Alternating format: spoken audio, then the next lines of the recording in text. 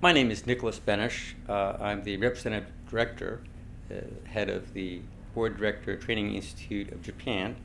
And we're here at Tokyo University today where we've held an event with Professor Martin Hilb, the famous professor of corporate governance at the University of St. Gallen Business School in Switzerland, and the author of a book called New Corporate Governance, which actually has been translated into 8 different languages worldwide now. We, the Board Director Training Institute of Japan, have been the group that recently translated it into Japanese under the publication of LexisNexis. And it's been quite successfully received and well received in Japan because it presents the board management tools that the most successful global companies have used, which generally tend to be a combination of Anglo-American and European-based stakeholder types of thinking, which are really neither, but talk about shared value. They focus on creating shared value simultaneously for both shareholders and customers, suppliers, and employees. Professor Hilb gave a marvelous presentation about the tools and the concepts, and then it was followed by a presentation by Mr. Hiraizumi, an external director at Kajima Corporation and a former consultant at PHP and advisor to the Ministry of Finance in Japan, who analyzed the issues that are involved, the challenges that are faced by Japanese companies in trying to adapt or adopt these successful board management tools in their organizations as they globalize. Obviously, globalization is a topic that concerns many companies around the world now, but it particularly concerns Japanese companies as they face a shrinking economy and the need to move offshore with acquisitions and larger transaction investments all the much faster than they used to in the past. So this event was quite well attended, and I'm happy to say it seems to have been appreciated by the audience. My name is Martin Hilb from the University of St. Gallen in Switzerland. I was invited by the Board of Directors Training Institute of Japan to give a presentation on new corporate governance at the University of Tokyo today. Some years ago we have analyzed the reasons why so many companies collapsed based on a corporate governance problem. We analyzed these problems and we have found out 4 main reasons why many corporations in many different countries collapsed. The first was lack of adaptation to a changing situation. We all know the environment changes. Very often the boards of directors of companies do not change at the right time.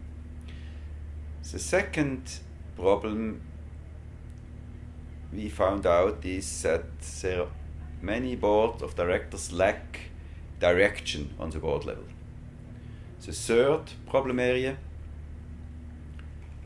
a lack of professionalism in selecting, reviewing, rewarding, and developing members of the board of directors and members of top management team.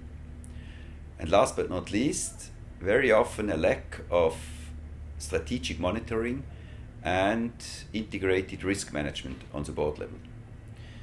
Based on these 4 problem areas, we have come up with 4 recommendations. Keep it situational, the board of directors as a change agent. Second, keep it strategic, the board as a directing body. Third, keep it integrated, the board as a team. And fourth, keep it controlled, the board as a strategic monitoring body. Traditionally, corporate governance is an Anglo-American term and is not so popular in Japan because strategic corporate governance means direction and control, top down, and that's un-Japanese. And therefore we present in this publication a new approach which we call new corporate governance. When you ask what is new, traditionally there are two corporate governance approaches available both in literature and in practice.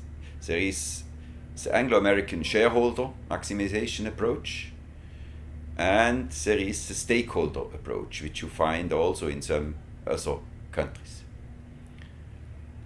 Both prioritize some stakeholders. The Anglo-American approach prioritizes first, most important group are the CEOs, then the shareholders on a quarterly basis.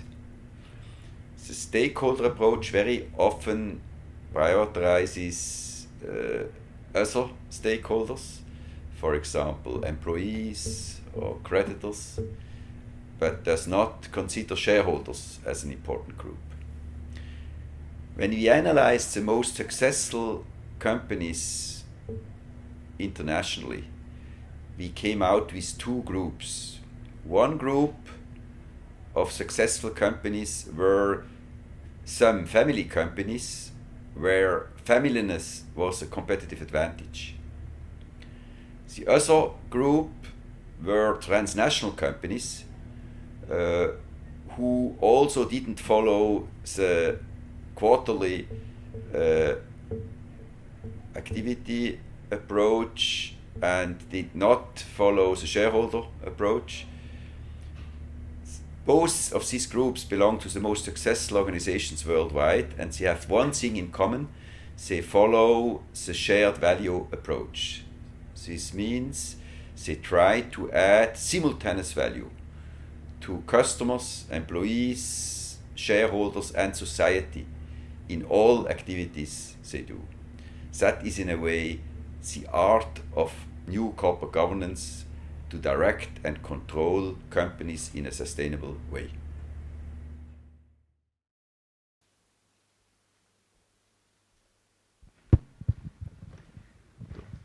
皆様こんにちは。本日はどうこそセミナーにお越しくださいましてありがとうございます。これより、マルティン・ヒルブ教授による、ニューコーポレートガバナンスに関するセミナーを始めたいと思いますけれども、最初に私から2点お願いとお知らせがございます。第1にこちらのお部屋ですけれども、飲食が禁止ということになっておりますので、どうかご協力のほどお願いしたいと思います。これが第1点です。第2点ですけれども、今日はいわば販売促進な側面がございまして、私から後で宣伝させていただくことになると思いますけれども、このヒルブ先生の本の日本語版が会場の外の入り口のところで割引価格で販売されていますので、ご関心があればぜひ手に取ってみていただければと思います。私からは以上2点ですけれども、それでは以上これから始めたいと思いますので、最後までお楽しみください。どうもありがとうございます。私、公益社団法人会社役員育成機構、頭文字 BDTI の代表理事のベネシュと申します。今日の司会に伝えながら、務めさせていただきますということで、これから、残念ながら、先生は英語しか分かりません。ヒルブ先生は英語しか分かりませんので、これからの話を英語で話しさせていただきたいと思います。So welcome to this seminar, which the Board Director Training Institute of Japan is hosting, on practical methods for effective board management as used by successful companies, which we are holding on the occasion, as you know, of the Japanese translation of the professor's book. This now is the, I believe, 8th language of the world, including Chinese and Vietnamese and Russian and French, that this book has been translated into.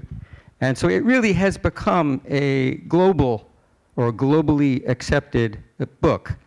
To explain briefly about the Board Director Training Institute, We are a public interest organization, a 公益社団法人, which is certified by the government, and we focus on training with respect to governance. This includes e-learning and many seminars on specific topics, and 1 or 2 day programs in English or Japanese for directors or shikoyakuin, executive officers or managers, on governance and being a board member and that sort of thing. We were founded in 2009 and have expanded since then. Before I go on, I would also like to thank very much Tokyo University for allowing us to use this location, and Professor Karatsu from the law department, who was helpful in introducing us, and also our co-sponsors, LexisNexis, which of course is the publisher of this book, and a very close collaborator of BDTI and has been very supportive of our efforts. Thank you very much. And also, I would mention the Canadian Chamber of Commerce in Japan as another co-sponsor. Some of you may be members. We would like to thank you very much. The event will proceed as follows.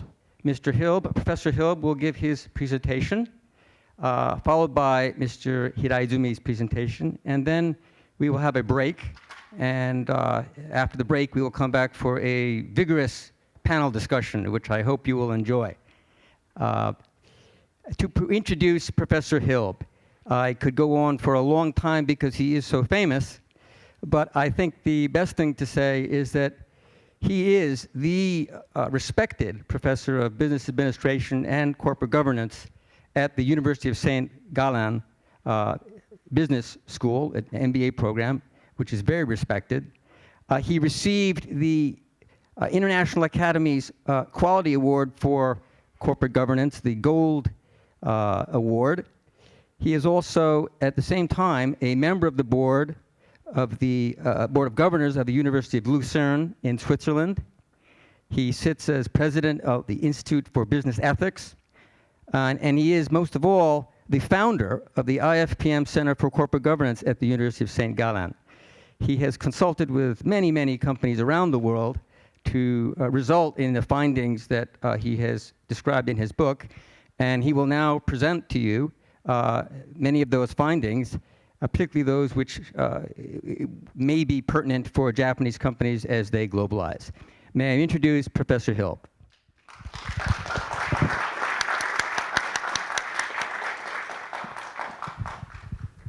Ladies and gentlemen, it's a great pleasure and honor for me to be with you today.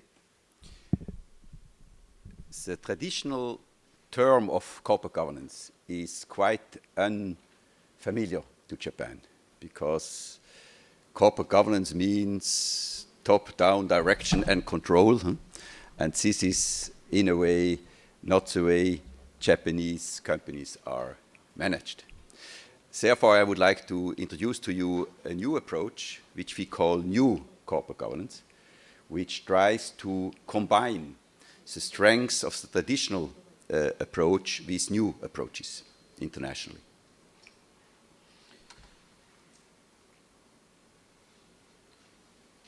As my colleague mentioned, I manage a state-owned research institute which tries to bridge corporate governance practice with corporate governance research, and we hope that education on the different levels, including PhD level, benefits from this cooperation.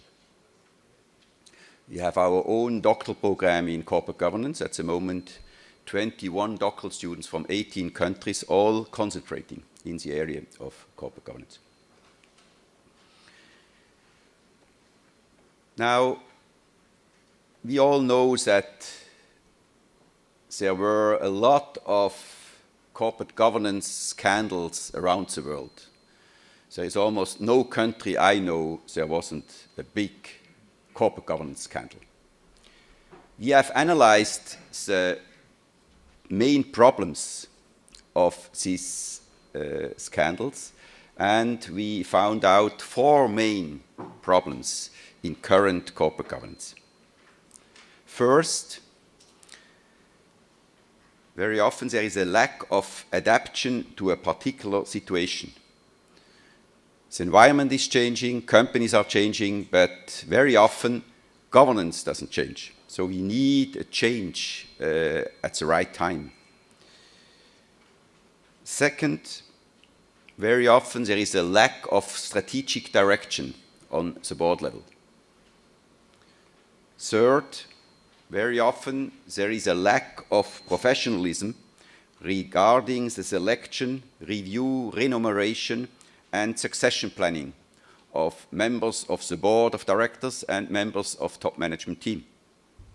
And last but not least, there is often a lack of strategic monitoring and holistic risk management on the board level. These were the 4 main problem areas we have detected. Based on that, we have given 4 recommendations to improve the situation.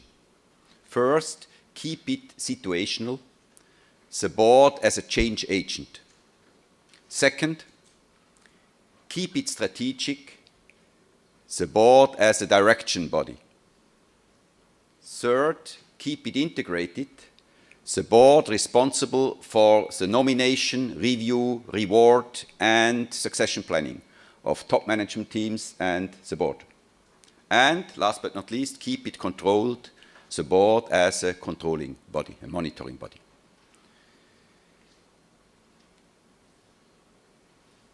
I tried to put together this new concept in book form, and I'm very thankful to the Japanese publisher for the Japanese translation of this approach. Now let's go through these 4 recommendations. First, keep it situational. There is not one size fits all approach in corporate governance. Different companies need different governance concepts. Listed companies need other concepts than non-listed companies. Even big listed companies need other programs than small listed companies.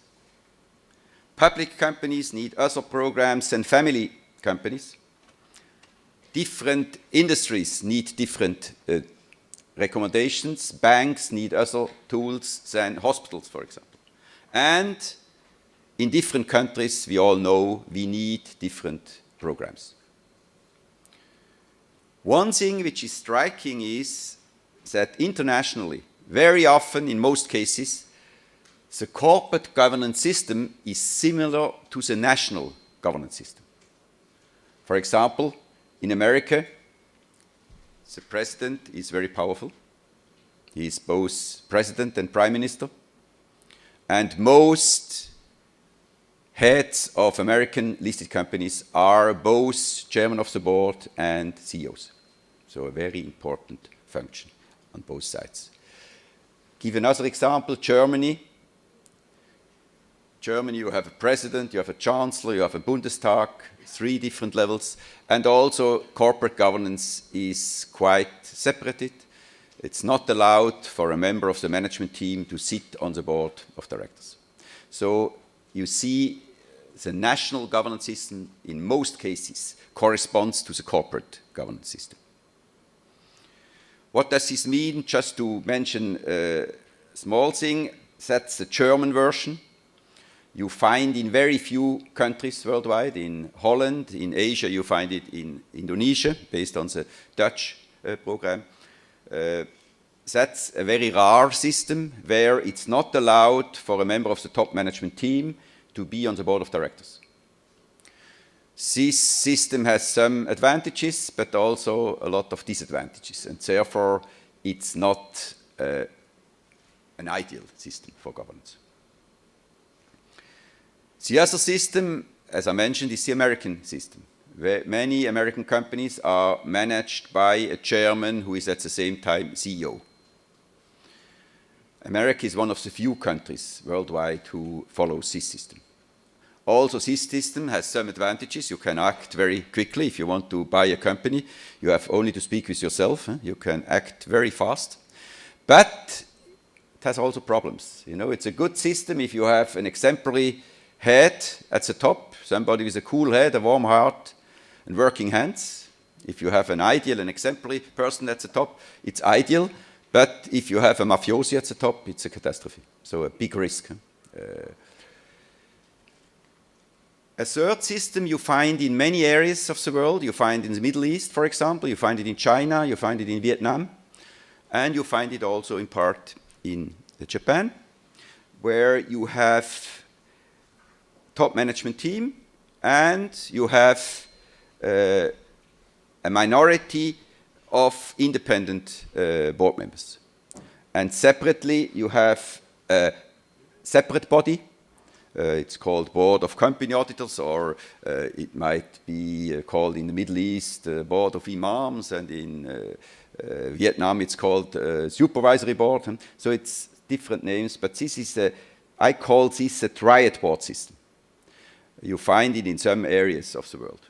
In Japan, as I mentioned, there are some companies who use this system in one kind. Now, the most advanced system of today is the so-called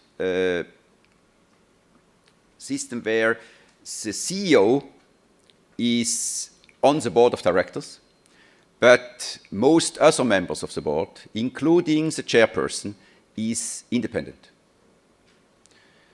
That includes advantages of one German way with the American way. Also this you find in Japan. As they use that approach.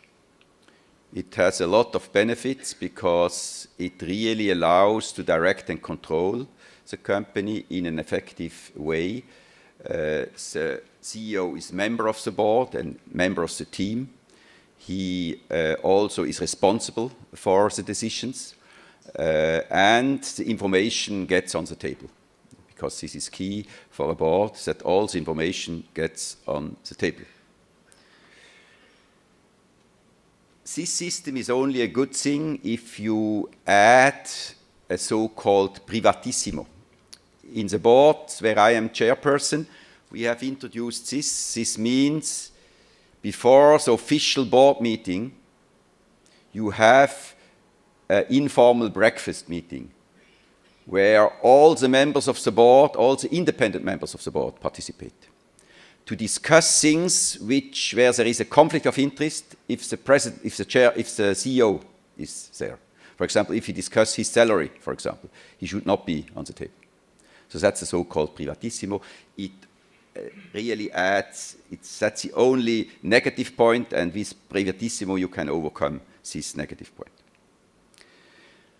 Now, as I mentioned before, in most countries you had big corporate governance scandals. And the reaction of this was always that countries published soft laws, mostly for listed companies. Now, the latest trend now is that the countries also publish guidelines for non-listed companies. The former president of Switzerland asked our institute to develop such guidelines. And if you are interested, you find it outside. These are guidelines which assist non-listed, small and medium-sized companies to direct and control the organizations in a sustainable way. We use it in that way that each year, as a chairperson, you ask the participants to go through these guidelines and to find out what is currently the most important area for this company. And then, if you ask them, perhaps 4 people say succession planning is a problem. And then you can go on a toolbox on this system. I show you, here's our webpage. You can go on a toolbox, and alphabetically you look at succession planning, and free of charge you get a system which you can use free of charge for your company. So that's a very simple toolbox for growing company. A small company doesn't need any of these guidelines, but companies grow, and each year they need perhaps another tool, and at the end they have the whole toolbox introduced when you have, let's say, 250, 500 people. Second recommendation, keep it strategic. You know, very often it's discussed, does strategy follow structure or does structure follow strategy? I think both statements are wrong.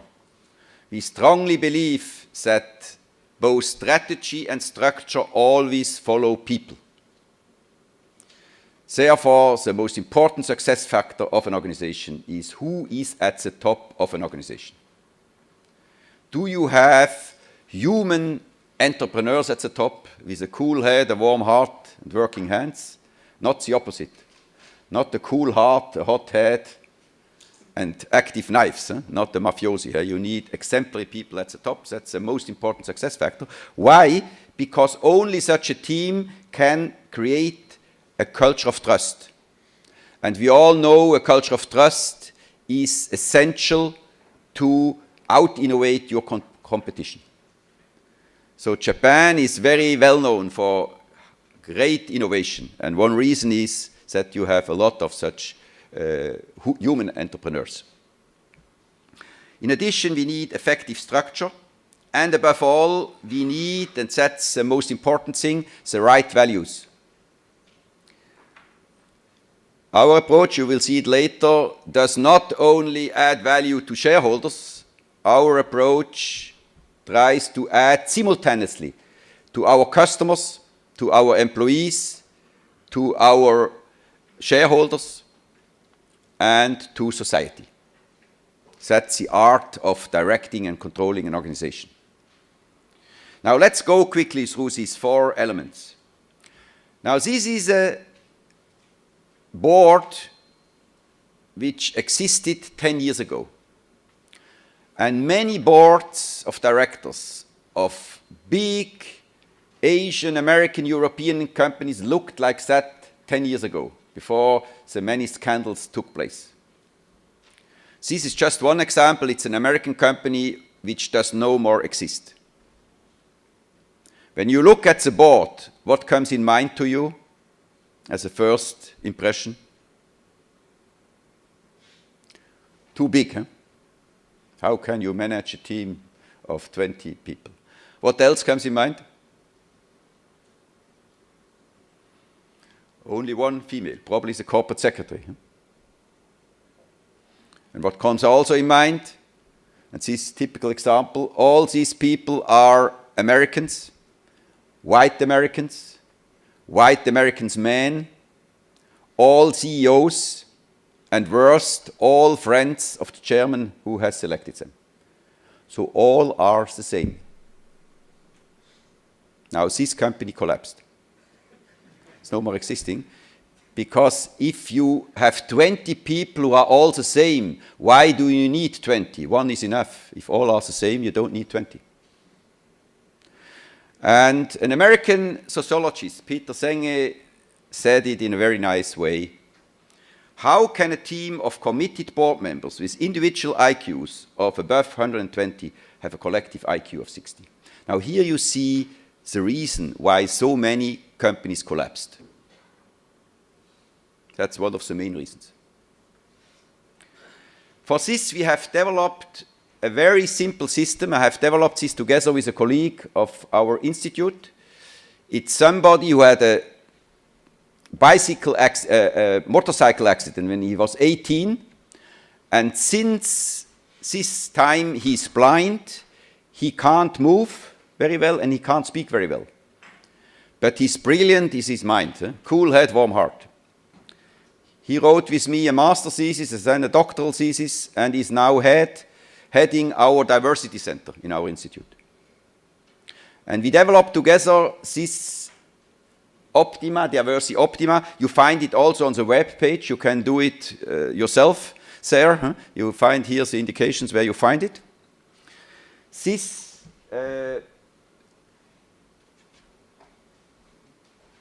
disc By the way, this disc you can't buy. Huh? We only give it to good customers. In our institute, many things you can't buy. Huh? So this is one example. But if you want one, you can have one. Now, how does this work? We differentiate between 3 diversity discs. The outside disc is called the know-how disc. And we say you need on the board level, in breadth, the same know-how you have on the management level. Otherwise, you can't direct and control the company. Now, here you find these things. For example, you need an entrepreneur. That's in green. What's the opposite of entrepreneur? Risk management, but you need also risk management. You need always complementary skills on your board level. Or you need HRM know-how on your board. What's the difference? Compliance. You know, there is, as you know, Switzerland is the most Japanese country in Europe.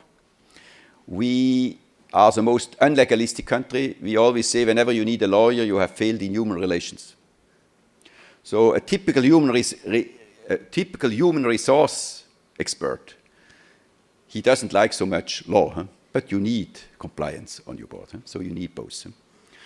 Now, even if you have on your board all the know-how you need, you might fail because you have a lot of alpha animals. Not in Japan, but in many European and American companies, you have a lot of alpha animals on the board. Therefore, you need a second disk. We call it the team disk. You need different team roles. For example, you need the team role of a critical thinker who asks the right critical question at the right time. Who says, this is a very good idea you have, but I have the feeling if you do it like this, following 3 problems arise. So you need on a board such a critical thinker. That's the strengths. What's the weakness? Opposite, implementer. You need somebody who implements also. Action plans. So you have here different roles. For example, another role, if I look in my person, my strengths in a team is I like to promote people and business. That's my strengths. What's my weakness? Controlling. So my wife at home is my controller and prime minister, but at the same time, she is, at my institute, I have also a controller. Very important for me, because that's not my strengths. So we have always to look for people who are strong where we are weak. And only then diversity makes sense. If we don't know ourselves and we don't know ourselves, diversity can become a problem. And that's the reason why diversity is not the competitive strength itself. You need to manage it in the right way. And one rule is always never make diversity more complex than reality.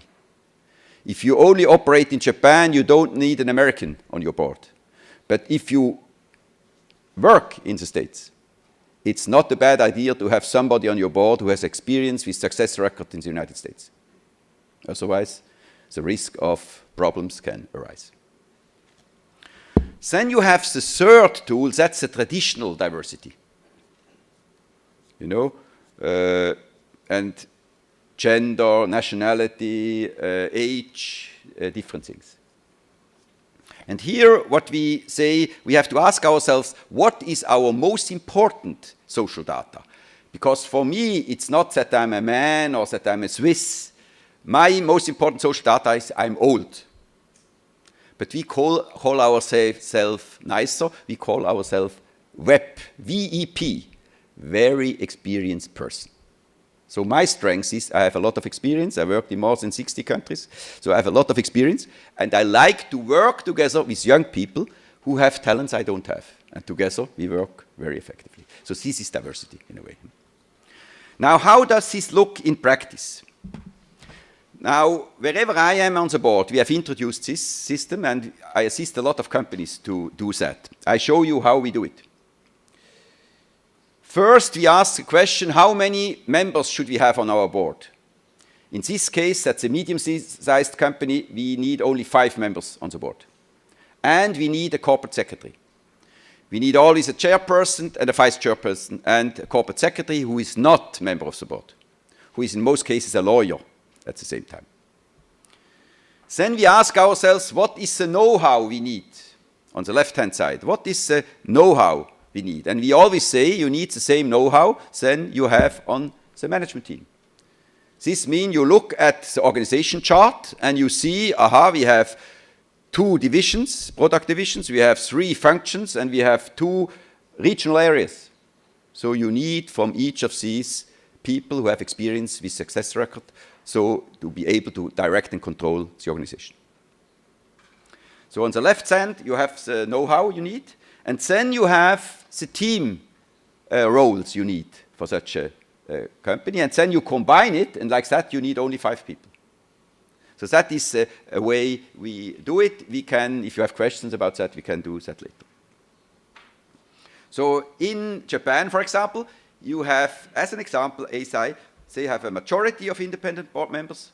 They have 2 non-Asians on the board, 1 female. So that's an example of a Japanese company who has introduced such a thing. Now, as I mentioned before, I also strongly believe that we should have not 2 big boards.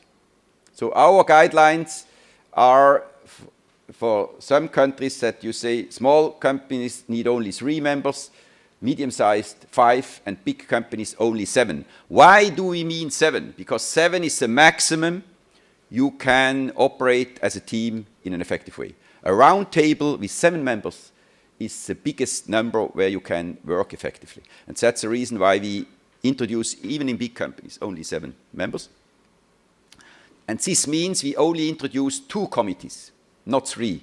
You know, most countries have copied the British guidelines, saying we need always 3 committees. We need a nomination committee, a remuneration committee, and an audit company. We go away with this. We say we need, in a way, in most companies, except for banks, only 2 committees. We need an integrated audit and risk management committee. We call it also like this, risk management, because this is an important task of the audit committee. And we need an integrated HRM committee, including nomination, remuneration, succession planning in one unit. It makes no sense to separate it. We have to unite it. Now, the third thing is to have a board culture. As I mentioned, cool head, warm heart, working hands, a nice combination, which is, represents also the Japanese culture, which I think is, you have a lot of such people around, cool head, warm heart, working hands, and you have to define some rules how you cooperate within the board and between management and the board. What's also very important, on the one hand side, you have you need board success measures, where we say how do we create an enduring differentiation between our company and our most important competitors on the one hand side, and you need cooperation principles. How do we get along with one another? I just mentioned that before. This is this. Now, more important is the red one. And here we come to this very important thing. Normally, when you look internationally, you find only 2 systems in governance. You find the Anglo-American shareholder maximization approach, where the most important stakeholder are the CEOs, top management, who decide if a company should be acquired or not. Shareholders are very important on a quarterly basis. Customers and employees are on the lower hierarchy level. Then you have the stakeholder approach, which you also find in some countries, where shareholders are not very important, on a very low level. Now, our approach is called New Corporate Governance, and it has analyzed, and it's based on an analysis of the most successful companies operating internationally.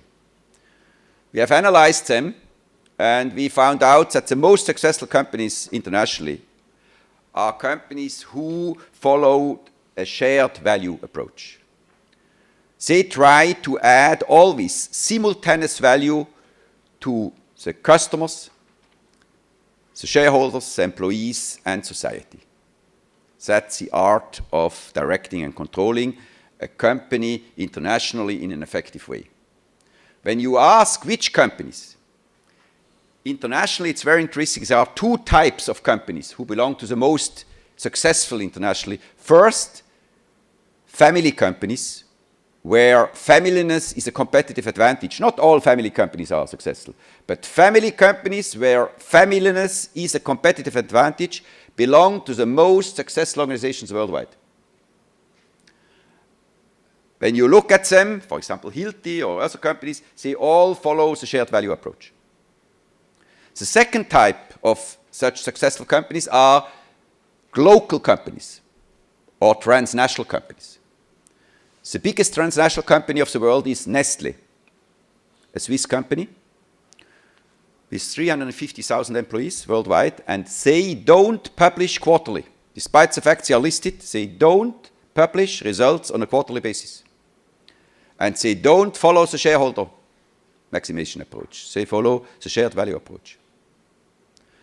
And it's interesting to see that they also financially are very successful. When you look at their top management, there is only one Swiss in top management team. All the others are coming from all around the world, from Asia, from America. And that's one of the reasons also why they are internationally so successful. Now, new corporate governance means that companies try to add simultaneous value, not priority 1 or 2. Whatever they do, for example, if they acquire a company, one approach is, which we have introduced, is we call it the 4-hat approach. If you are a chairman and you want to acquire a company, you say to your board members, for next time, please prepare a SWOT analysis. You do it from a customer's point of view. You analyze our customers and the customers of the company we want to acquire. SWOT, strengths, weaknesses, opportunities, risks. You do it from an employee's point of view, our employees and the employees of the new company. You do it from a shareholder's point of view, our shareholders, the other shareholders. You do it from a public point of view, our public of the others. And I can assure you, if you do it like this, the acquisition has higher chance to be successful than most acquisitions are. Now, what does this mean? As a board, you have to set the value. And here, this board says the prime role of our board is to help create simultaneous value for our customers, shareholders, employees, and society, and then we make it measurable. The board expects that the company should rank in the top quartile of peer companies in total shareholder returns, EVA, including the cost of capital, and in voluntary loyalty of our customers, employees, and society as measured over 1 and 3 years. Like this, you set also the clear measures, what you want to achieve. For this, we have also introduced cockpits for board meetings, ideally mobile cockpits. So each board member, for each meeting, he gets on one page what's the situation of the company compared with 1 month ago and compared with the most important competitors. And you have 3 signals. Red is dangerous, orange is oh la la, green is okay. And when you have a board meeting, people have not to discuss too long backwards data. They have to concentrate on the red flags. If there are red flags, they have to say who does what up to 1 to overcome this red flag. So it's a very simple mobile board cockpit tool to manage the organization.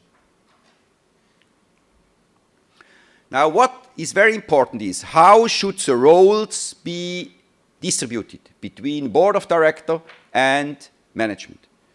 Now, we call our approach the W approach, which means the board of directors has to set the values. Shareholder maximization, stakeholder, shared value. That's the decision of the board. They have to decide which values do they want to follow. Based on that vision, the management develops the strategy and presents it to the board. The board has to approve the strategy, the management has to implement it, and the board has to control the implementation again. That is the normal distribution of tasks between board of directors in an international scale. Now we all know vision without action is a dream, but action without vision is a waste of time. So vision, that's also in Japan very important, is a very important start, but it's not enough. We have now to implement it. And with this I come to the third element, keep it integrated. Based on the board vision, we have to select the right people on the board of directors and on the management. We have to review their performance. Based on the review, we have to reward positive performance, and we have developed areas for development. And we have done that. We have internal candidates again for open positions. As a rule, 90%, 80 to 90% of all openings should be filled from within. That's in Japan an old tradition. Now we like to have one-page tools. Whatever we introduce in companies is always on one page. Now when we select people, we have only used one page. On the left-hand side, you have the 4 main dimensions: personality dimension, professional expertise, social dimension, and leadership dimension. And for each position, you put sub-factors, and then when you select, each of these elements has to be reviewed by 2 different people in 2 different interviews. We can use for this also a simple technique. If you want to find out integrity, in a way, what you ask is, what was the candidate, in a way you ask him, what was the biggest conflict of interest you encountered in your last organization? And then you say, how did you solve this conflict? And then you can immediately find out, is that an integer person or is it a mafiosi? And you evaluate him. 1 is a real mafiosi, 2 a slight mafiosi, 3 is oh la la, 4 integer, 5 high integrity. And if 2 people evaluate this separately, you can see if you get the same result or not. If not, you have to search for more information. Then you need feedback teams, feedback tools. You find this also the book. So, for example, you need a feedback tool for your board, for example. And one tool which you find also on our internet is that you use that tool, you adapt it to your organization, and once a year you ask your board members to fill it in anonymously, put it in a box, and the secretary evaluates it, and after lunch you present the results. What are the 3 biggest strengths based on your view? What are the 3 biggest areas for development? And based on that, you take an action plan. Who does what up to when? And next year you repeat this exercise. It doesn't cost you a lot, but you can improve your board. Then you need also to evaluate your CEO. That's the task of the board of directors. It starts with the self-evaluation of the CEO. And then the chairman asks all the board members, how do you see the CEO? And then they have a discussion where the CEO presents himself, and the chairman tells him how he's seen by the board, and then they come to a concluding evaluation. Third element, very important, is board compensation. We have developed a very simple concept we have introduced in many organizations, which we call the magic triangle of board and management compensation. What it says is we look for internal equity, external equity, and company performance equity. So if you have achieved that, I think you will have a fair compensation program. Internally means that all people of the whole company, from the chairman to the lowest clerk, is included in one evaluation system, job evaluation system. So there is no exception. All are in one system. Like this, you can guarantee that there is a fair system. Second, you need to have an external equity system where you compare all your key positions with competitors. And third, you need to have a kind of variable pay system which also is considered fair. For example, we do it like this, that we say the higher the position, the bigger is the variable part. A CEO, for example, has 50% variable, 50% fixed. Out of this 50%, he has 50% on financial targets based and 50% based on non-financial targets. Then 50% on 3 years, 50% on 1 year, and above all, compared with relevant competitors. Only if our company works better than our competitors, the managers get something. If worse, they don't get bonus. So you have to compare a company with competitors, only then you get the variable pay. So that is a kind of company equity system. Board development. What we always recommend, and have also introduced in our companies, is the following.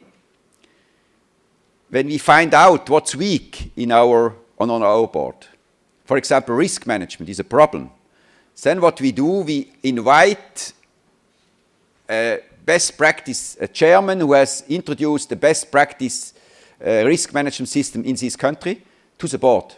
He will present his system to the board, and then we ask ourselves, what can we use from this? So we not even need a consultant. We can use colleagues who work in other boards who give a short introduction. Then board members can attend seminars, board seminars. Then we have board network meetings in some countries. And very important is the annual succession planning system, where all members of the management present in front of the board of directors the people who succeed people if they would leave. So first the finance director presents the people reporting to him. If one of these people would leave, who would be able to do that job? Then the CEO presents all the directors. If they would leave, who would follow that job? And if you have an opening, you could, within 1 week, appoint one of these people.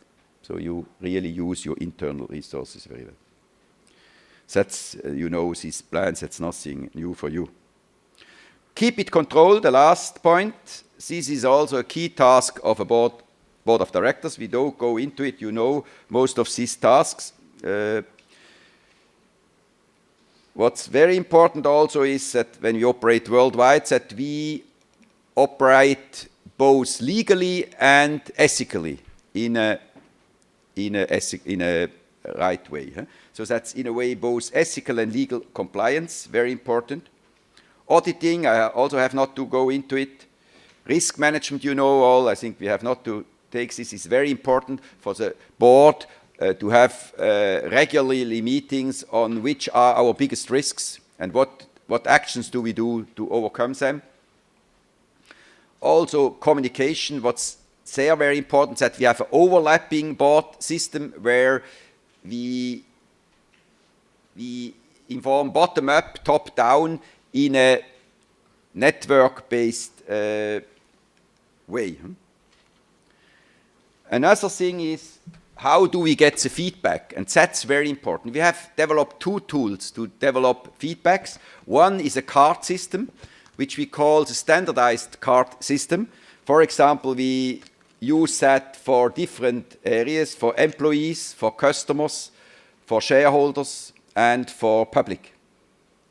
For example, employees, when an employee is leaving the company, for example, we use this card and we ask him, these are 25 elements of a successful company, and you ask if an employee, what in your view is realized in our company, what's realized in part, what's not yet realized, and based on that, you can get a lot of information, and annually you evaluate them. We have a software system where you can evaluate per department, and each department head then takes action to improve the situation.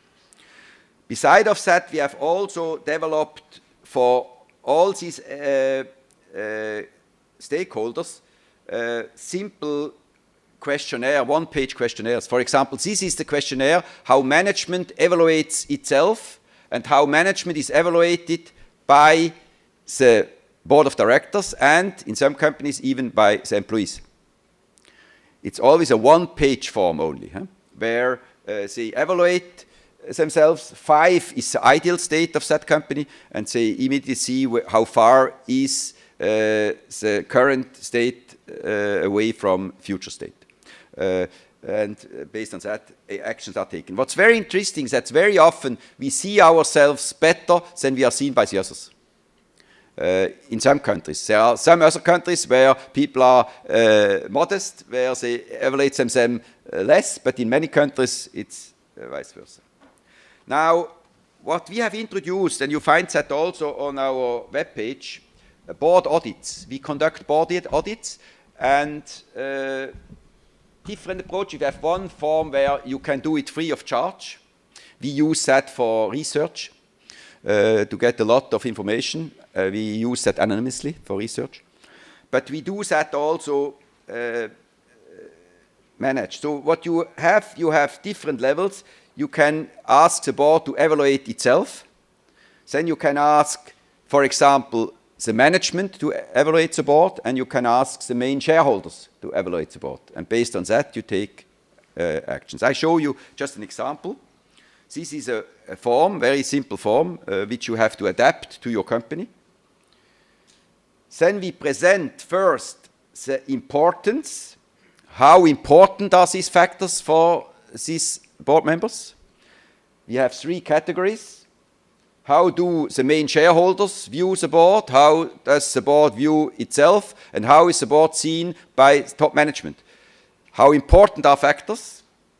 Then how satisfied are these stakeholders with the board of directors?